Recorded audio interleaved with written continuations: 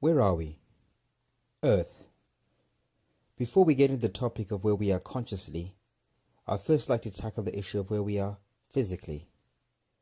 Now, mainstream science would have us believe that we spontaneously combusted out of thin air, evolved from monkeys by mistake, and live on a water-filled spherical rock that's violently spinning, twisting, and shaking endlessly and aimlessly through space. This, of course, goes against all reasoning and common sense. But because this is the collective narrative we are all born into, we all consciously choose to ignore our common senses and reasoning in the name of science. Those of us who have broken free from the social conditioning of blind belief in the name of science have awoken and now realize that our beautiful Mother Earth is not a violently spinning ball like we are told, but in fact a fixed plane, flat and motionless. Yes, Earth is flat, just like our common senses tell us, and just like all ancient cultures and peoples believed it to be and depicted it as. Now, I've heard a lot of people say, it doesn't matter what shape, size, or position the Earth is. What difference does it make anyway? Well, if you don't know where you are, that means you are lost. How can you know where to go or where you're going if you don't even know where you are? If we are all lost, then surely we must find our way back. But back to where? This is why it's important to find out where we are, so we can find out where we are going, or at the very least, supposed to be going. Now, I won't go into the exact details or proofs of our flat earth realm. There are already hundreds of documentaries, books, and channels on this topic for you to peruse at your own leisure. If this is new to you, I highly recommend you search or YouTube any of the names mentioned in the first video. For the sake of sanity, or insanity, let's take a reflective and objective look at how Earth could be perceived by someone who is consciously awake, aware, and paying attention. Earth, at the moment, could be described as land of the living dead. Lost souls going nowhere fast without a known destination, round and round in circles in a confused daze, where beings are incarnated without a clue about who, what, or where they are. Many of us are so dead we don't even care anymore. This is a place where everyone is encouraged to join and participate in the cults or cultures of blind belief, blood, flesh and pus consumption, chasing and hoarding pieces of paper, fighting for illusory ideals like politics, religion and material wealth, buy, eat, reproduce, die, repeat.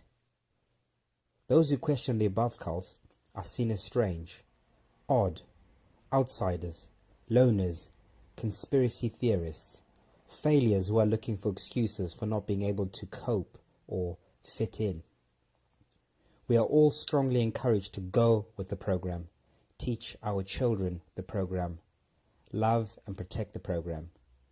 Anyone who tries to deprogram and escape the cults of a society is judged, labelled and ostracized.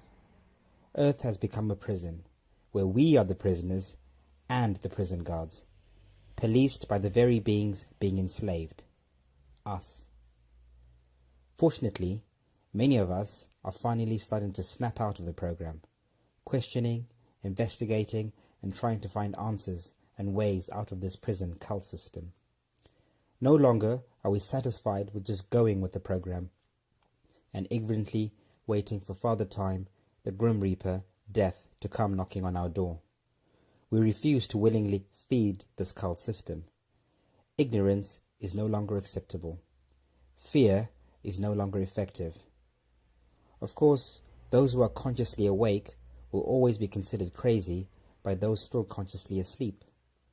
As the great philosopher Plato put it, those who are able to see beyond the shadows and lies of their culture will never be understood, let alone believed by the masses. Close quote. But if you're like me, it doesn't matter.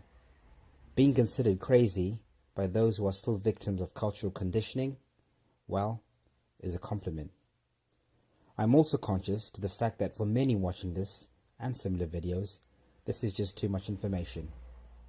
Either because of social conditioning or institutional brainwashing, most of us are just not consciously mature enough, yet, afraid or in denial to even consider researching any of this occulted knowledge.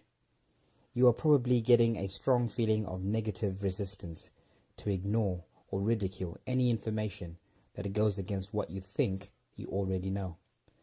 This resistance is known as cognitive dissonance. However, there are a select few who are immune to this cognitive dissonance. In 1907, Henry Bergson described it best. He said, open quote, "Fortunately, some are born with spiritual immune systems that sooner or later give rejection to the illusory worldview grafted upon them from birth through social conditioning. They begin sensing that something is amiss and start looking for answers. Inner knowledge and anomalous outer experience shows them a side of reality others are oblivious to, and so begins their journey of awakening. Each step of the journey is made by following the heart instead of following the crowd, and by choosing knowledge over the veils of ignorance." Close quote. Those of us with a spiritual immune system described by Henry Bergson are and have awoken to the illusory reality we are all born into.